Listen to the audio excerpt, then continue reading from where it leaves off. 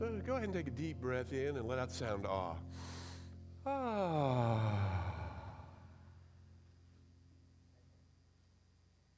And just behind that awe, there is the language of God. The language of God is presence in the silence. So we just take a moment to know that the very highest God and the innermost God is one God. As high as I can reach to the glory of God and as deep as I can move into my heart to the glory of God.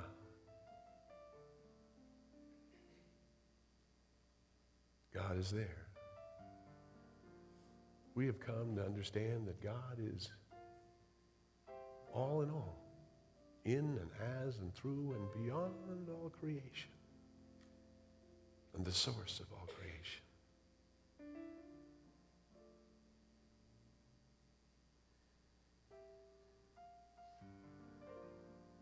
And as we relax and let go, we discover the natural breath. We're not really doing anything to breathe. It's happening to us. We are being breathed. That which is infinite God, that which is infinite good, is beating the heart within you. It is the life force in you, around you, through you. It's everything you see, everything you know, everything you experience. It's all God.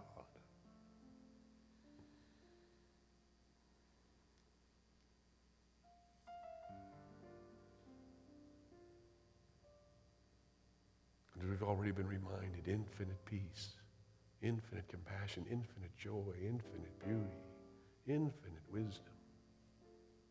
All of it dwells within me. For all of it dwells in God, and God is everywhere present.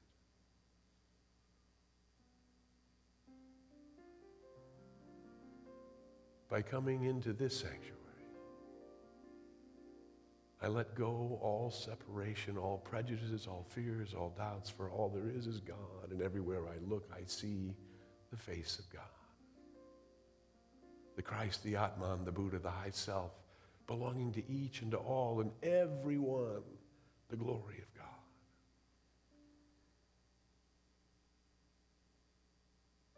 The great metaphysician Ernest Holmes said that you will find God in your conscious mind. So while everybody is the light of God, the love of God, the beauty of God, not everybody knows it. And so we see fear and doubt and separation. But today, in this moment now, we just remember God. We touch the very beingness of God in ourselves and in each other. We open our eyes to let God guide, guard, protect, direct, and unfold and reveal to us, to each one of us, the glory of the I am, that I am. And so we know today, a new understanding, a new point of view, a new thought is entering my consciousness, opening my mind and heart, and causing me to shine even brighter in the name and nature of God, in the name of the nature of the one, of the Christ, the Atman, the Buddha, of the I am that I am. And for this good and this revelation happening in us and to us and through us, and to those whom we touch in this day, for this we are filled with praise and thanksgiving. There's nothing else for us to do. Simply to let go. To allow the Word to become form, to become experience, to become the manifestation of God itself. And so in this praise and thanksgiving, relaxed and letting go, we let it be, as together we declare, and so it is. Yeah. Yeah. Our thoughts are prayers, and we are always praying. Our thoughts are prayers. Take charge of what you're saying. Seek a higher consciousness, a state of peacefulness, and know that God is always there. And every thought becomes our prayer.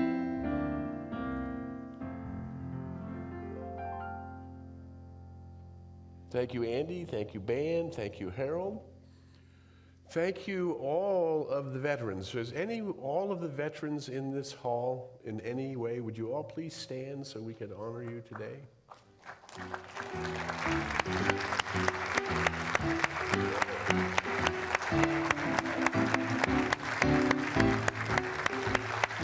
Thank you for your sacred service. Thank you for the gifts that you have shared with your nation and all of us.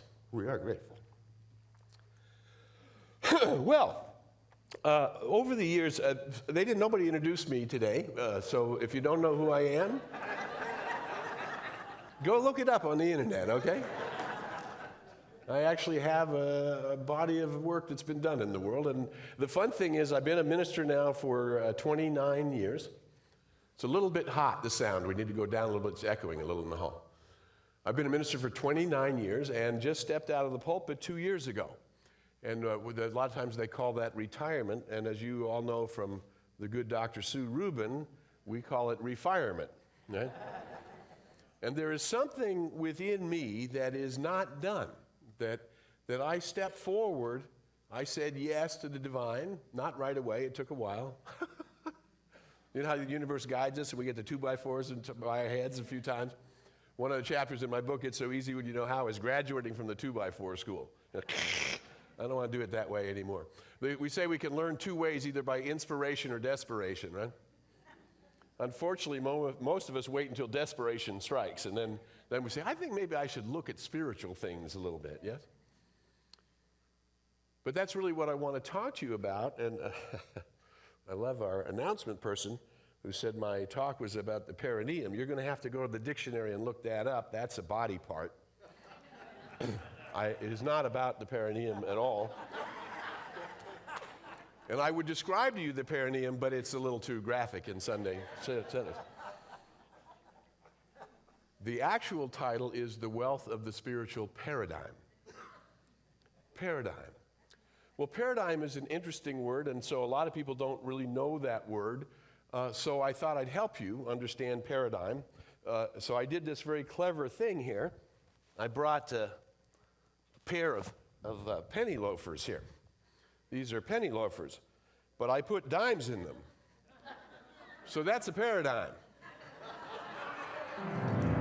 And if I stand in those shoes, there you go, now you're waking up, good morning. And if I stand in those shoes, I'd be standing in a whole new paradigm, wouldn't I? And you'll notice that I also have a lot of soul if I do that. Da-da-bump. I'll be playing the 8 o'clock show tonight.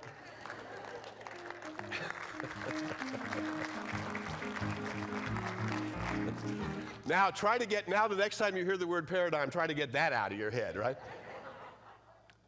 So actually a paradigm, if I'm from Hollywood, I spent a lot of years in Hollywood, and paradigm, the best way to describe paradigm would be something we call in Hollywood a POV, which is a point of view, sort of where the camera sees things, how you see things.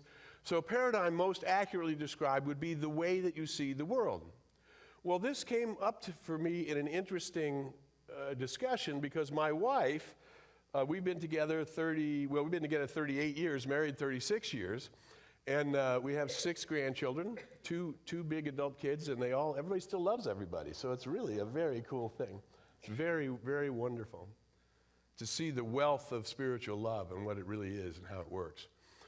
So my wife decided she needed to work on her consciousness. She wanted to become a little more in tune. She felt like she wasn't. So she signed up with a group, and the group started to talk about paradigms. And she asked me after the phone call that she got off, she said, well, what's a paradigm? Do you know what a paradigm is? I said, yes, I definitely know what a paradigm is.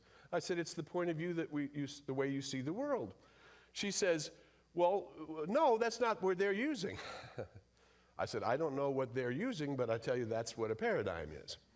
So it turned out that this particular group was using the paradigm to describe how some people's lives is coming from a paradigm of limitation, a paradigm of disease, a paradigm of I'm a klutz, a paradigm of things don't go my way. You understand? So they were using the term paradigm to describe a negative or not successful paradigm. You see the difference? A paradigm doesn't have a color. You give it a color. So I tried another way. I said, let me explain it to you this way, my love. I said, you know me for a long time, and you know that the way that I look at everything is through a spiritual paradigm. That I understand that we as human beings are spiritual beings having a human experience. We are not human beings who are one day going to become spiritual. As we have often said in the Tibetan Book of the Dead, it says, we came from the light, we put on a coat of skins, and we shall return to the light. Yes? So I look at everything from the point of view as how is this going to fit in my immortal soul, in my eternal soul? How are things going to fit? Does this thing that is in my experience, does it match the way eternity must be? And one of the great thinkers in New Thought from 100 years ago, about 100 years ago or so, described the idea that in order to be a spiritual being, you have to understand that the nature of spirituality is eternal. So how do you know it's eternal? If it lasts forever, it's eternal. So you can say, well, how is Harry Morgan Moses? Well, he's got a body. He came from the light. He's going to leave the body. So this isn't the eternal aspect of the I am that I am. The eternal aspect of the I am that I am is this spiritual being that lives and expresses through this body. Yes? Everybody touch yourself and say, I am. I am an immortal spiritual being.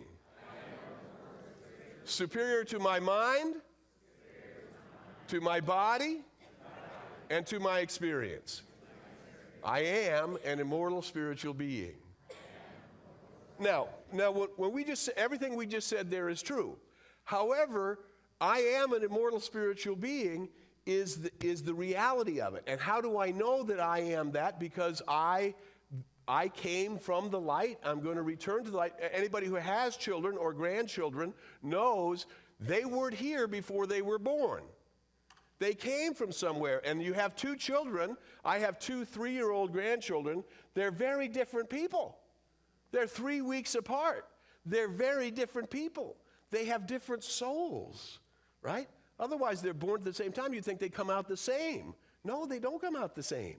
Each one is already an individualized expression of this eternal reality, right? Well, so if you live from a spiritual paradigm, you're asking yourself, where is this immortal thing? And that's how I describe God. If it goes on forever, it's God. So we say, for example, how does you hear God is love? Yes? Doesn't love go on forever? Love may change forms, but the kind of love that Shakespeare wrote about in Romeo and Juliet, it still happens today, does it not? Isn't love, the awakening of love, the falling in love, the experience of the love, moving into various forms of love, high love and different kinds of love, isn't love always present? Isn't beauty always present? Doesn't harmony have to be the nature of the universe? Troward, Judge Thomas Troward, this is the 100 years ago, says harmony is heaven's first law. Harmony is heaven's first law. How could harmony be heaven's first law? Because if the universe had anything in it that was disharmonious, something could rise up in the universe and destroy it. Do you see that?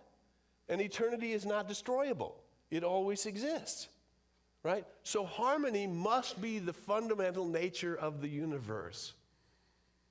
So why then do we divide up the pie and think that my good is different than your good, and your good is different than mine, and your culture is different than mine, my culture is better than yours.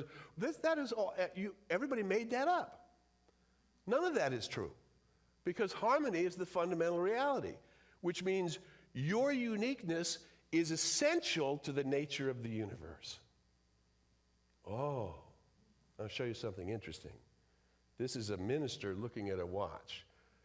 Do you know what it means when a minister looks at a watch? Not very much. Because I'm going to show you, oh, thank you, my man, you already got up there. I'm going to show you the teaching symbol, and I'm going to talk to you about two very simple things. Probably things you've been singing, probably words and lyrics you've heard many times, but I want us to get back, so I'm going to go a long way, quickly as I can. I won't keep you here that long, it's Memorial Day weekend, right? So we're going to go a long way to get us back to something really simple. And you know, what really changes your life, you know, we call our teaching a new thought teaching, right?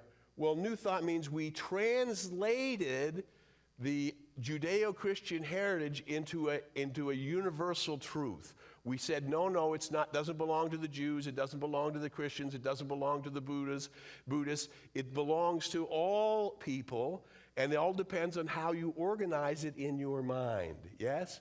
And the way you understand it becomes the way you can use it in your life. Ernest Holmes said, there's a power for good in the universe, and you can use it. You can use it. Whoa, and I mean, really, you can use it. And you can create good upon good, and there's no limit to that good. Everybody say, good and more good is mine. There's no limit to the good that is mine. Everywhere I go, I see this good. Is that a true statement? Okay.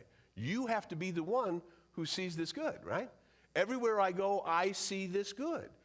It flows through me. It crowds itself against me. Now, if too much good is coming to you, what do you have to do? You have to make more room for good, yes?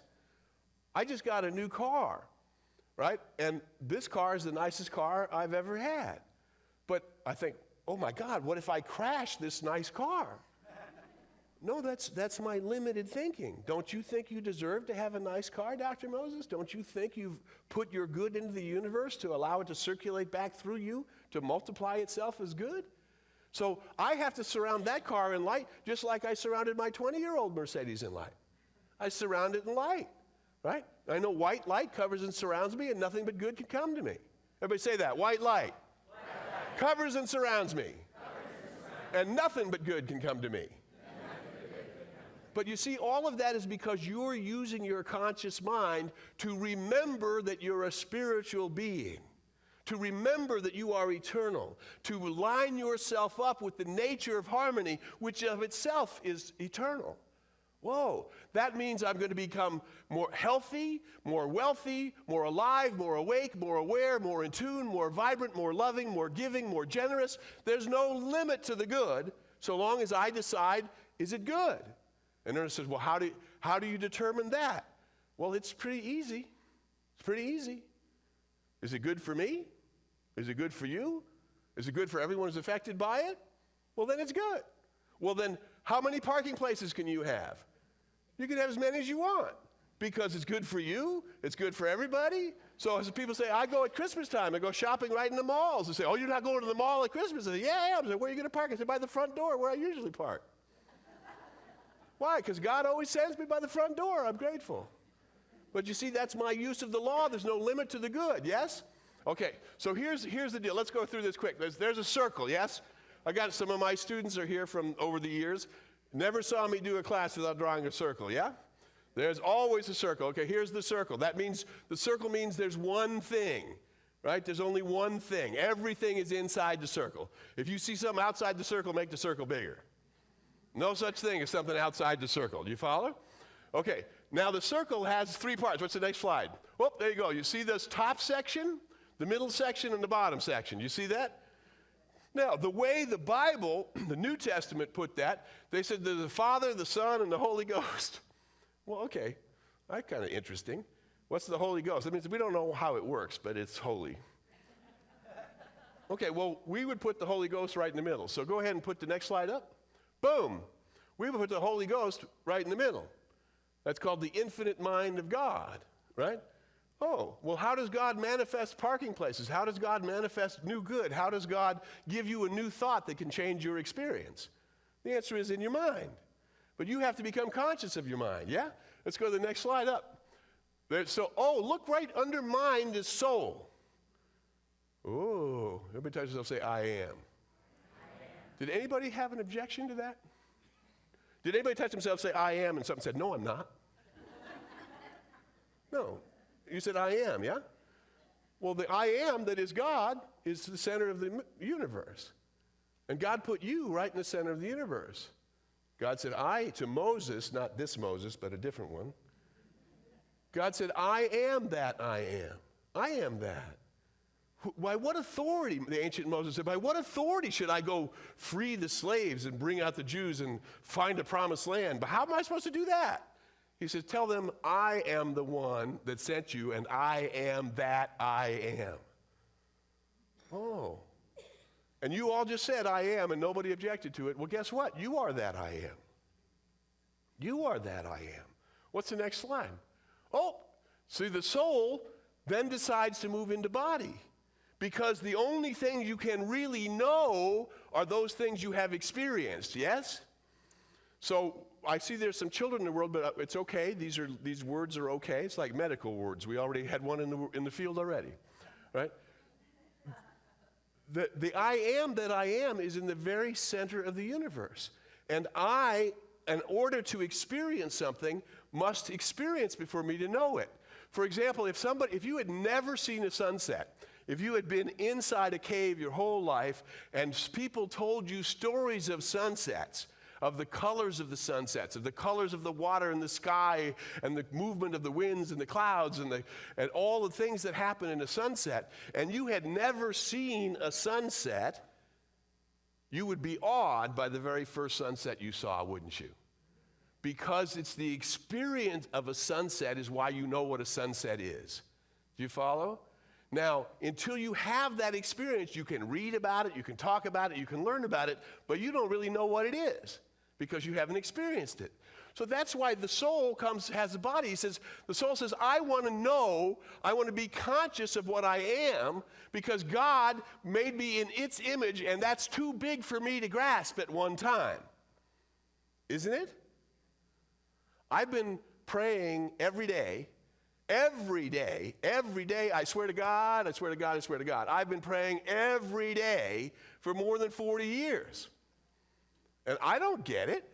I just know that there is something wonderful in asking God, in asking and seeking and knocking. You ever heard that one? And when I ask about something and then move in the direction and try to learn about it and knock on the door if I don't understand it, then that knocking on the door allows me to expand, does it not? Right? And that's what being a spiritual being is all about. It isn't like, oh, hey, I love that people say, I go to the science of mindset, I go to a religious science center, and I used to go there, but I got it. You got it? Really?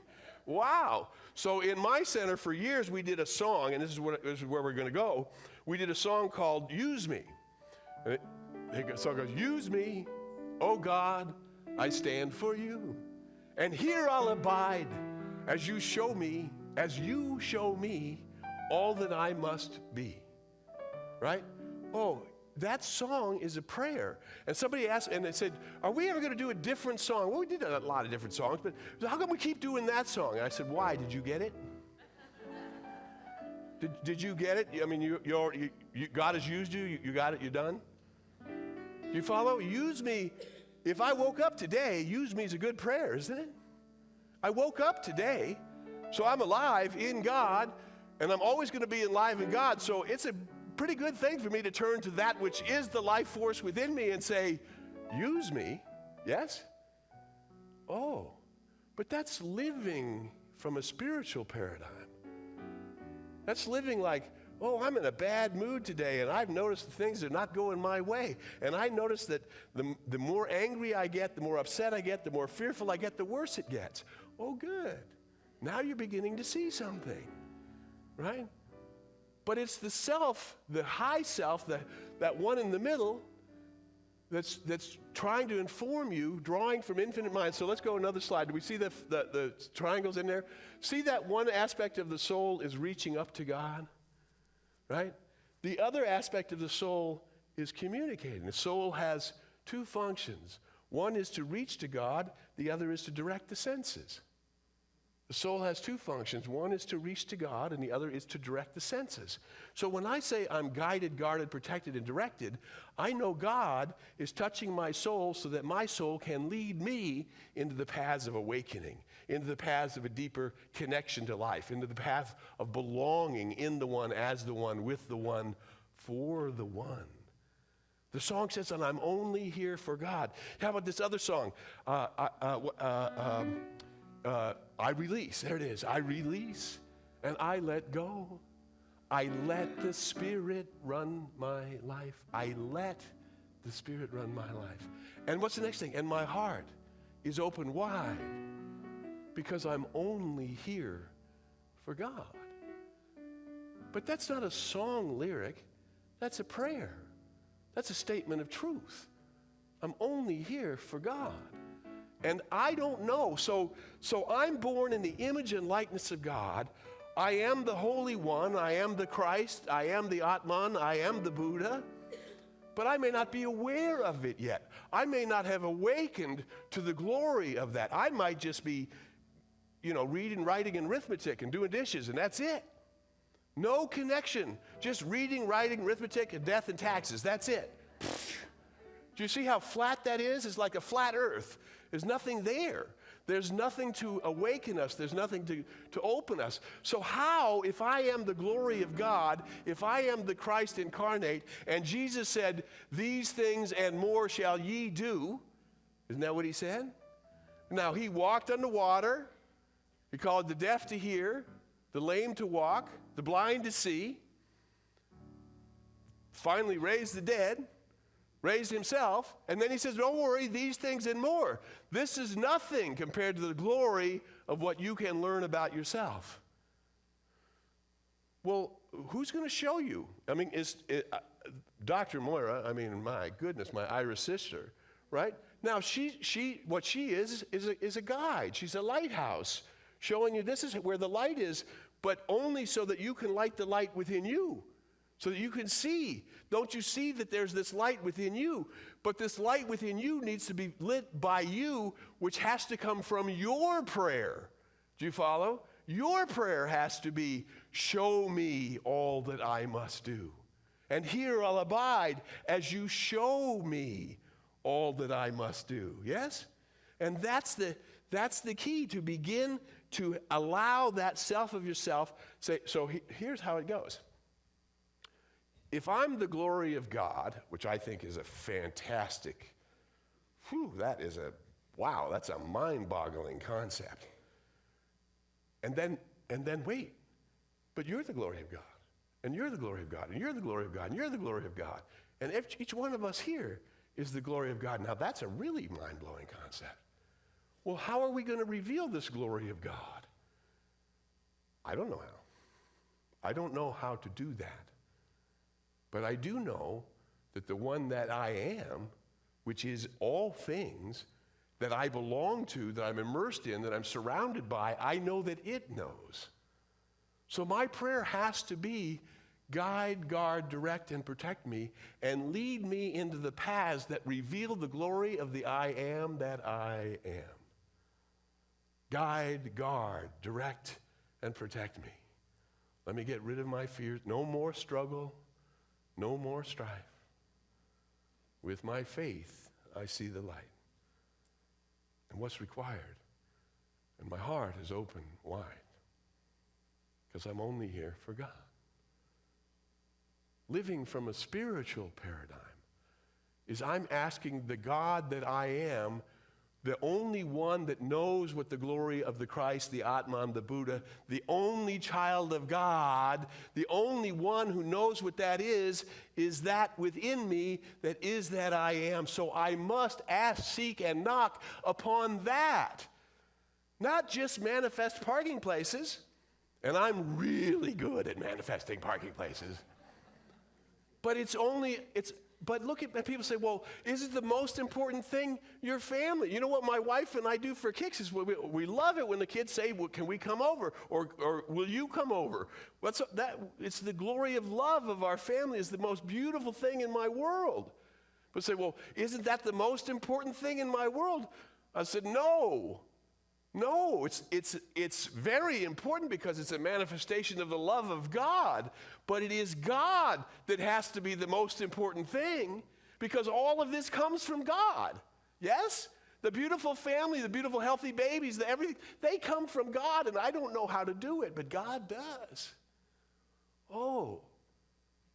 So I have to learn to live from a spiritual paradigm, to ask and to seek and to knock about, can you reveal to me the glory of who I really am?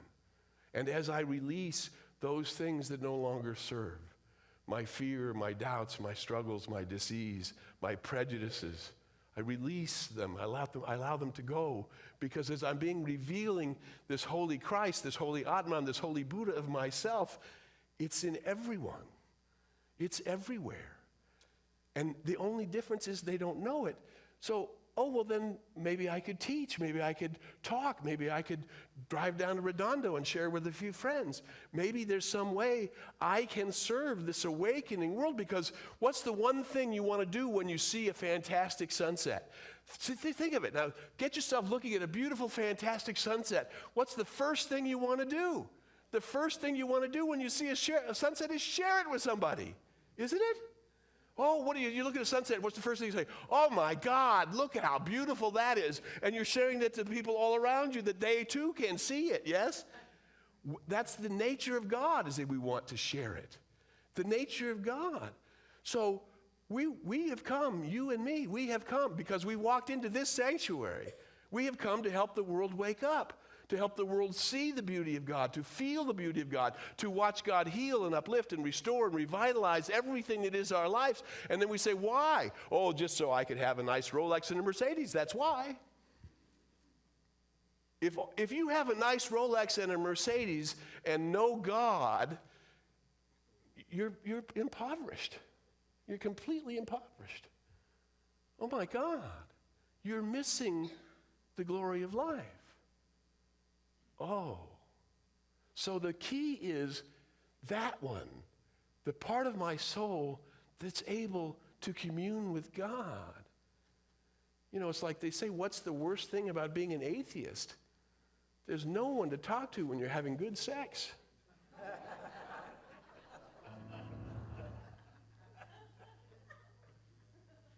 That's a joke, but it's on the square, yes? It's completely on the square. Right? What good does it do to see a beautiful sunset if you can't share it with your beloveds? The beloved that is God, that you notice it, my God, look how gorgeous, my God, and then to share it with my wife, my family, my kids, my friends, oh my God. Do you follow? The glory of God is in your relationship with God. The law of God is the facts. Whatever you tell it to do, the law does. And that's why it says, my thoughts are prayers, right?